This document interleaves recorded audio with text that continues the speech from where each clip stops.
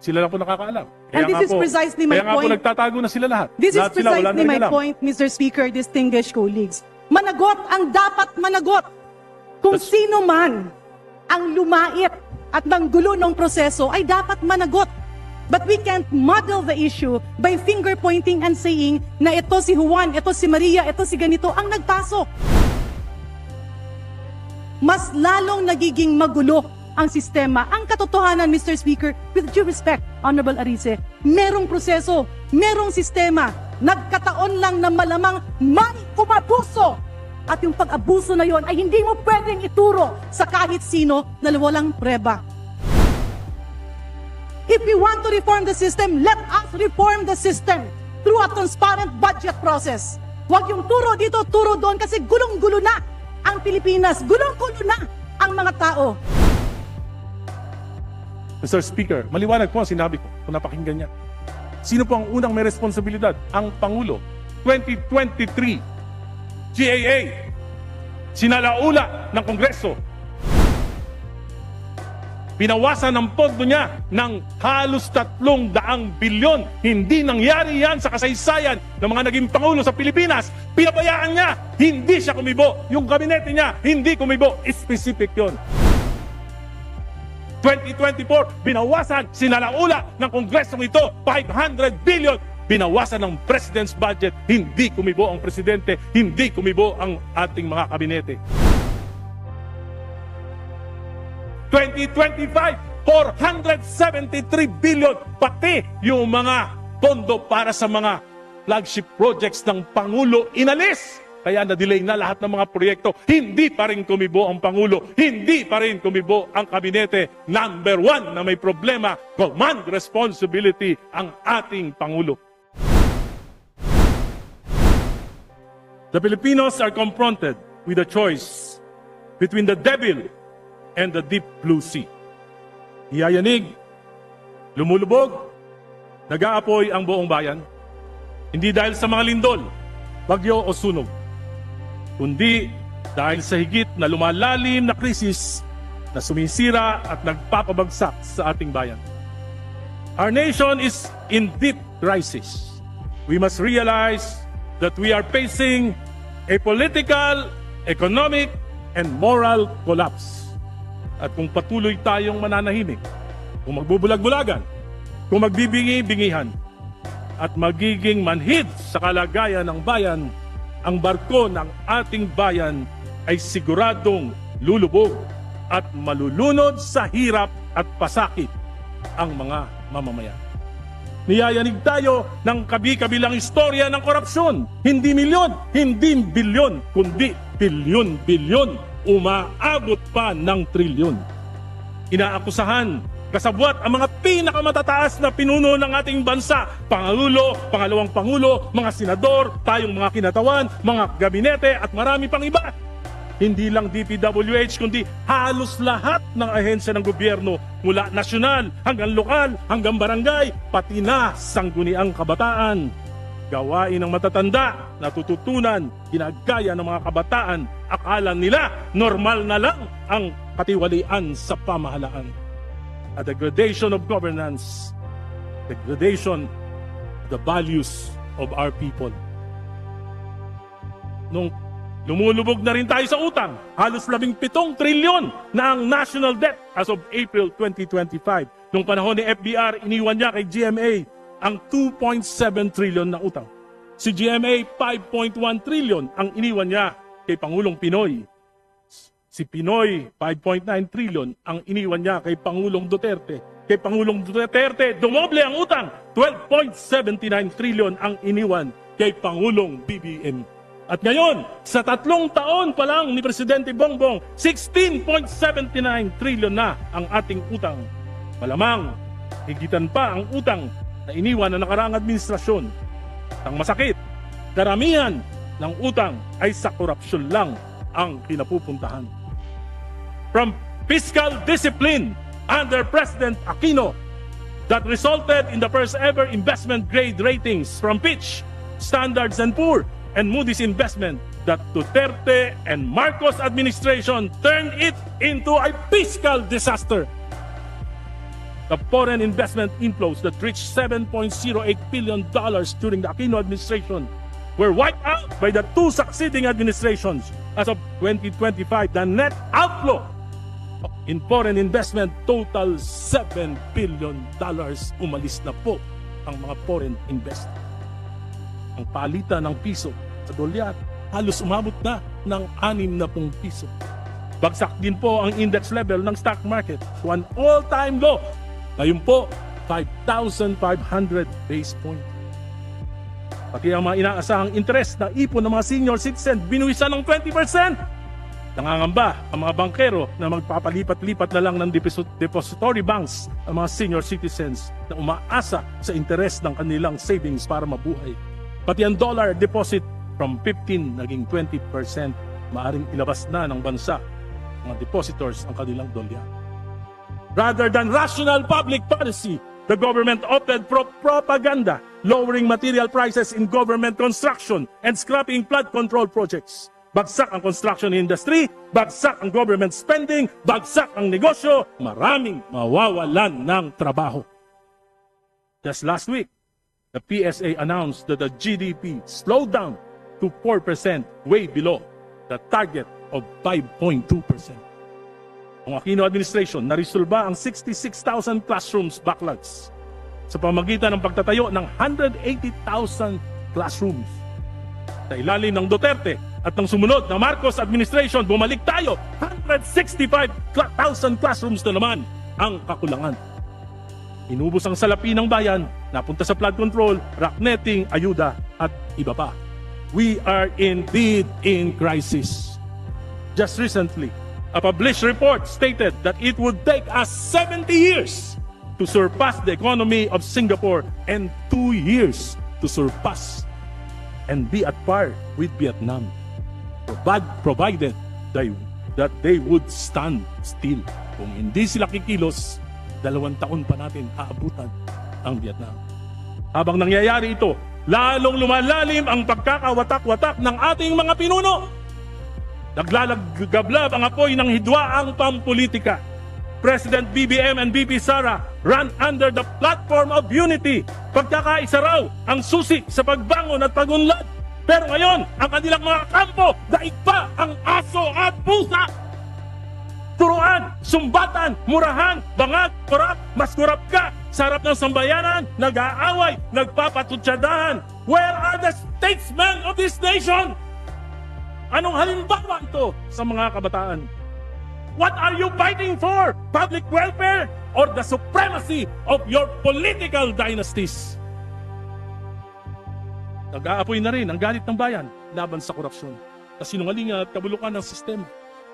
Ngunit maging ang bayan ay hindi nagkakaisa, maging sila ay hati-hati rin, ang mga DDS daw ay kulto, Tilawan at Pinklawan daw ay nagsasantu-santuhan, korap din naman, mga alta di sosyal. Sinusunog tayo ng sarili nating paghusga sa kapwa. Wala na ba talaga tayong maaring pagkaisahan? Former Congressman Saldico, a very close friend and ally and alter ego of former Speaker Martin Romualdez during the 19th Congress. Saldico is also the main author of the 2023, 2024, and the 2025 General Appropriations Act. He accused the President and former Speaker Romualdez of having directed him to make 100 billion insertions in the 2025 GAA and having benefited from it. We cannot simply dismiss this, but there are some questions. Like, for example, he did not include the participation of his co-authors, Senator Chis Escudero and Senate Finance Chief Grace Poe. Kalokohan naman na nakapag-insert ng 100 billion na hindi nila alam, subalit pinirmahan nila ito. Marami pang katanungan sa mga piecemeal na paglalantad na ito. But we cannot ignore his revelations. What complicates the revelation of Kong Saldico ay kasabay ng malalaking rally ngayon sa EDSA at sa Luneta. Ano po ba ang tunay na motibo? Paglalahat ng katotohanan o pagpapabagsak ng gobyerno ni Pangulong BBM? Truth must come out, but the motive should not be extra-constitutional manipulation to remove a sitting president and go beyond constitutional limitations. Saldico, you are a direct participant in these budget manipulations. In fact, I find it hard to believe that you have not benefited from it. Panahon pa ni Pangulong GMA, sikat ka na sa government contracts. At President BBM, you have to come clean. You have to explain it well to the people. Ikaw ang nagsimula ng investigasyon na ito, pero di mo sinasagot kung bakit hinayaan mo na sa laulain ng Kongreso ang 2023, 2024 at 2025 GAA. Noong 2023, some 300 billion were inserted and diverted by Congress. Di ka kumibo. Pati na ang gabinete mo, hindi kumibo. 2024, more than 500 billion were inserted and appropriations were diverted. Hindi ka pa rin kumibo. Ang gabinete mo, hindi rin kumibo. 2025 GAA, 473 billion were inserted and appropriations were diverted. Di ka pa rin kumibo, maliban sa 29 billion na binito sa dahilang mas lumaki na ang pondo ng DPWH kaysa DepEd, which will make this 2025 GAA unconstitutional. Parang imposible na hindi mo alam ito, Pangulong BBM. Not knowing that hundreds of billions in your budget proposal year after year for 3 years is unimaginable. This is a question of complicity or competency. Paano na bayan to? Ano ang magagawa natin para di tuluyang lumubog ang bayang ito? Huwag tayong padala sa mga maling panawagan na lalong magdudulot ng paghihirap sa ating bayan. Military o junta ay lalong magdudulot ng kaguluhan. Ang kinabukasan ay walang katiyakan. A picturesque of highly unstable government will be a banana republic. BBM resign, papalit si Bibi Sara, at higit na magkakawatak-watak ang mga Pilipino, maghihigantihan, at wala rin namang mababago sa sistema. Bakit? Yung mga magnanakaw sa gobyerno, babalibbig lang yan. Yung mga political dynasties, babalibbig lang yan.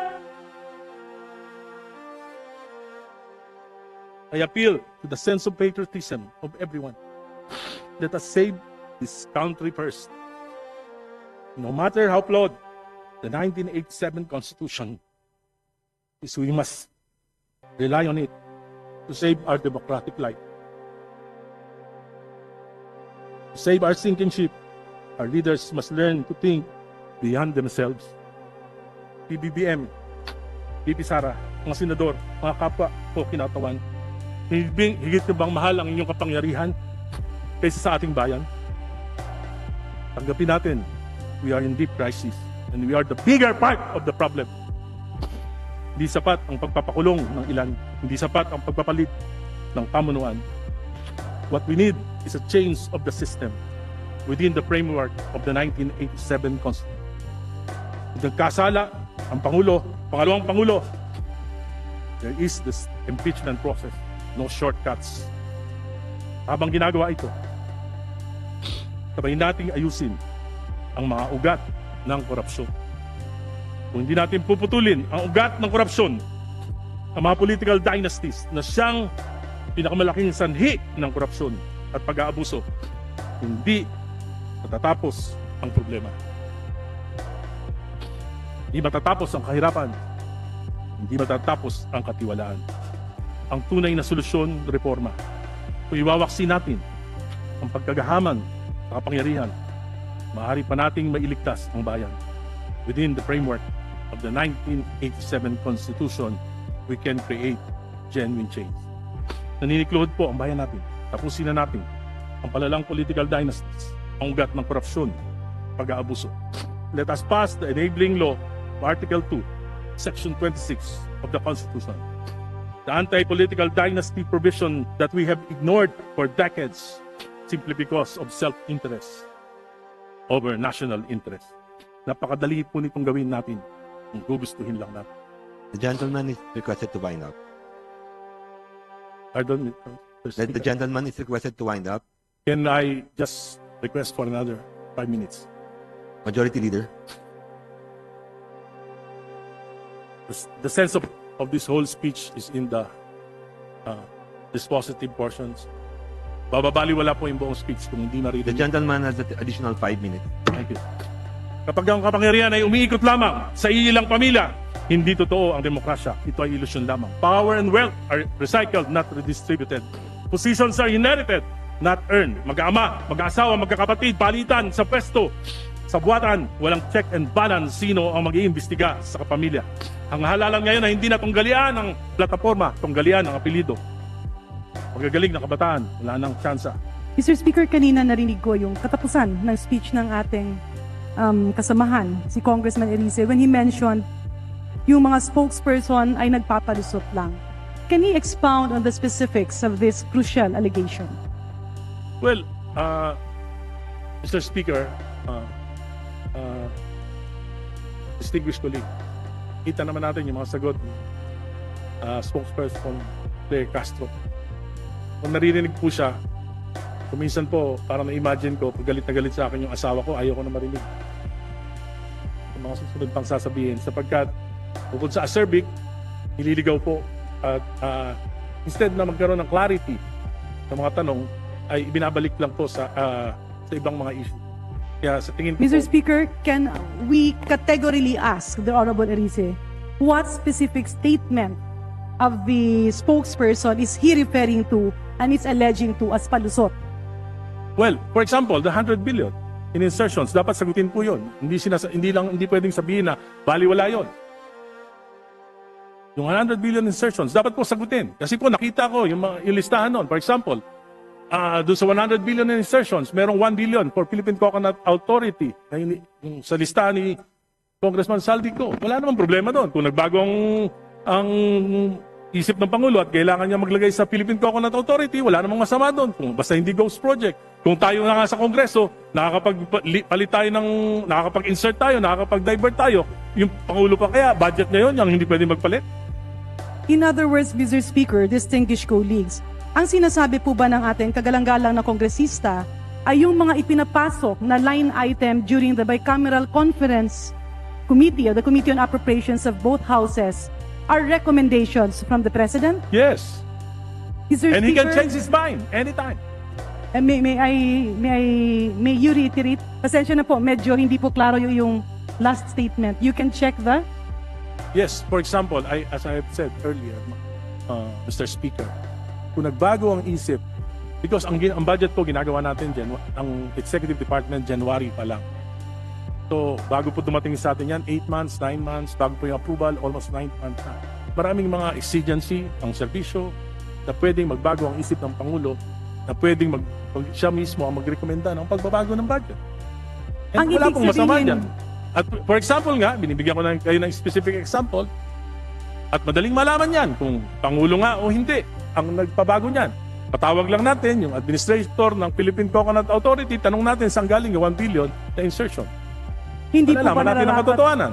Hindi po ba nararapat, Mr. Speaker, distinguished colleagues, nang dapat nating tanungin ay ang miyembro ng Bicameral Conference Committee dahil ito naman ang naging proponent doon sa mga alleged insertions.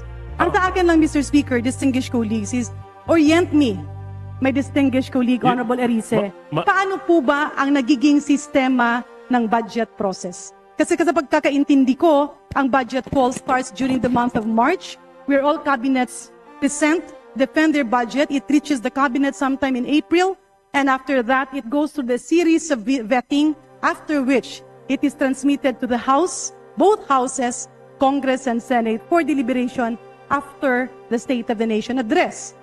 Pagkatapos po doon ay nagiging GAB, nagiging GAA, pero doon po merong prosesong first reading, second reading, third reading, bicameral conference committee meetings, at nagkakaroon na nga ng pinal na bersyon kung saan pinipirmahan ito ng Presidente bilang pagsang-ayon doon sa ginawa na ng both houses after deliberation.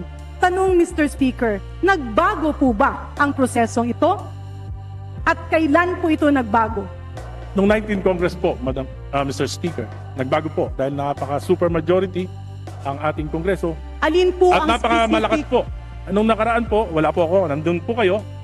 Nung nakaraang 19 Congress, naroon po, Mr. Speaker, si Congresswoman Garin. Ako po, wala nung 19 Congress. Pero alam po natin na napakalakas po ng Committee on Appropriations Chairman noon na si Congressman Saldico. Palagay ko po, hindi ganon, hindi mangyayari ito sa ating national budget. So ang naging problema, Mr. Speaker, ay ang naging kinatawan or head ng Committee on Appropriations. Pero hindi na bago ang proseso ng pag-approve ng budget. Is that what I'm getting? Well, may mga pagbabago po dahil Alin meron po ang maging- specific na pagbabago, Mr. Speaker, For example sa po, budget yung- process? Sa aking pagkakalam, yung small committee, hindi na po nalalaman ng mga miyembro ng kinatawan yung mismong inaaprobahan at pinapasa sa Senado.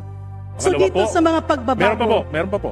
so dito Bukod sa po doon- pagbabago, Honorable Erice, nakasaad ba dito na yung presidente ay nagbibigay ng proposal during the Bicameral Conference Committee meeting?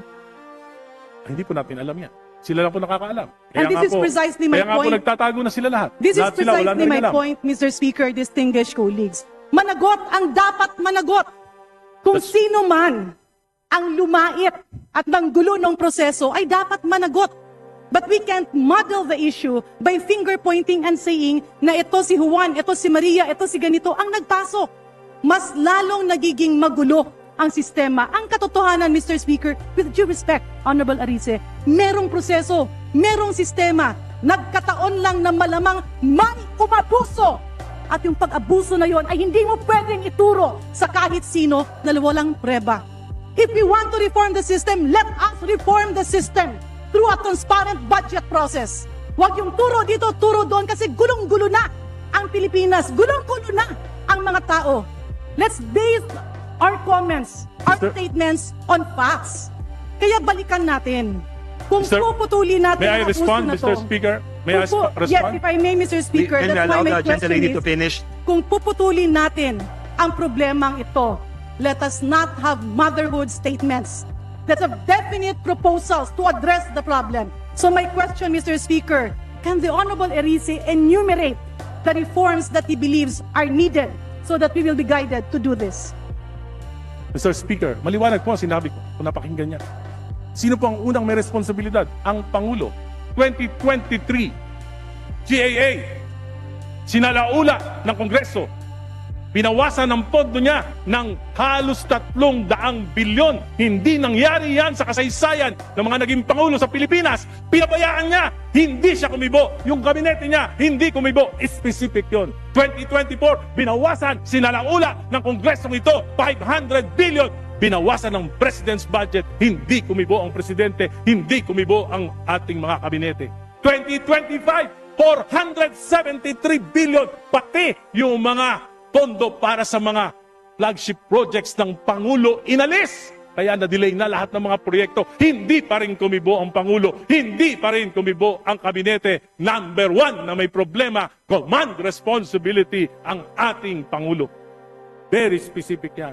Pangalawa, pinsan ng Presidente. Ang ating speaker noon, si Speaker Romualdez. Hindi ba sila nag-uusap? Mr. Speaker, distinguished colleagues. Pangatlo, Can we allow the gentleman to finish? Yes, please. Pangatlo, kitang-kita naman natin. Balitang-balita, dalawa lang nag-uusap sa pagbabago ng budget. Yung mga member ng BICAM, hindi alam. Sinabi ni Senate Finance Chief Grace po, pinirmahan niya lang pero hindi siya alam. Ang si Senate President Chis Escudero lang at si Chairman Saldico lang ang nag-usap. Regular ba yun? Hindi po regular yun. Maliwanag po yung mga sinasabi ko. Specific. Mr. Speaker, ulitin ko lang po. Ang reformang narinig ko sa ating kagalang-galang na kulig ay hindi sang-ayon dun sa aking ekspektasyon, if I may. Pasensya na po. Kasi nga, ang tanong ko is, what are the specific reforms that we need? Unfortunately, what I am hearing are allegations. Number one, binawasan ang mga budget. Number two, magpinsan ang presidente at ang speaker. Number three, nagpirmahan ay 2 tao lamang. Mr. Speaker, distinguished colleagues, andyan nga ang problema. Nakita ngayon ay hinahanapan ng solusyon. And if we are talking about reforms, the reforms should actually be on accountability, on transparency. Ano pang reforma? Number one, transparent budget process. Number two, napaka-imposible naman na pipirma ka ng mga bagay na hindi mo alam. Kasi ang pumipirma ng budget ay ang Bicameral Conference Committee members. In other words, balikan natin, if we need reforms, babalik tayo, totoo ba na nahimik ang mga kabinete? Totoo ba na lahat ng budget ng kabinete, there are a lot of problems, and that is why we are in this series of investigations. But it will just add chaos. If we will take advantage of the situation and instead of demanding for genuine reforms, we twist the situation and talk about politics. In other words, Mr. Speaker, distinguished colleagues, tama naman. Natuldukan ito, hanapan ng solusyon, and push for genuine reforms. Pero kung ang naging mali ay merong bumaluktot sa mga bagay na hindi dapat baluktutin, yun ang dapat managot. But we cannot pull down our people and our government by not proceeding to concrete investigations that will really pinpoint the problem of all of this. Maraming salamat, Mr. Speaker, and of course, with due courtesy to Congressman Erice, I am with you in calling for reforms. But if I may appeal, let us push for individual concrete reforms that Congress can perform. Maybe we can push forward for a situation like other parliaments, where members responsible for the budget are made to report on a quarterly basis, stating the update of each program, the rationale of each action, and the impact that it will provide to the Filipino people. Thank you very much, Mr. Speaker. Thank you very much, distinguished colleagues. Mr. Speaker, maliwanag po ang aking mga reforma na hinihingi sa Pangulo at sa Kongreso na ito. Reforma, anti-political dynasty, hinabastos natin ang konstitusyon. Ayaw natin magpasa ng anti-political dynasty bill o law sapagkat against our interests kahit na ang kahulugan nito ay hindi pagrespeto sa konstitusyon. At alam ko po na ang isa sa dahilan ng korupsyon, yung papataba ng mga political dynasties. Pangalawa, alam ko po, balimbingan, walang prinsipyo, papalit ng partido kung saan makikinabang, yan po ang pangalawang dahilan ng korupsyon. Pangatlo, campaign finance reform, hindi naman po makatwira na yung paggastos, kaya po bumabawi sa korupsyon. Pang-apat, hinihingi natin, empower natin yung ICI para maimbestigahan yung korupsyon. Maliwanag po yung mga hinihingi ko na reforma. Kung sincere ang gobyerno, gagawin nila ito. Pero kung gusto business as usual, baka sakaling makalimutan ng tao, hindi gagalaw ang gobyerno. At ang hinihingi ko po, hindi extra-constitutional. Hindi ko pinagre-resign si BBM. Ang sinasabi ko po, within the framework of the Constitution, we should initiate reform. Para naman sa bayan, wag naman para sa sarili na lamang. Salamat po. Majority Leader.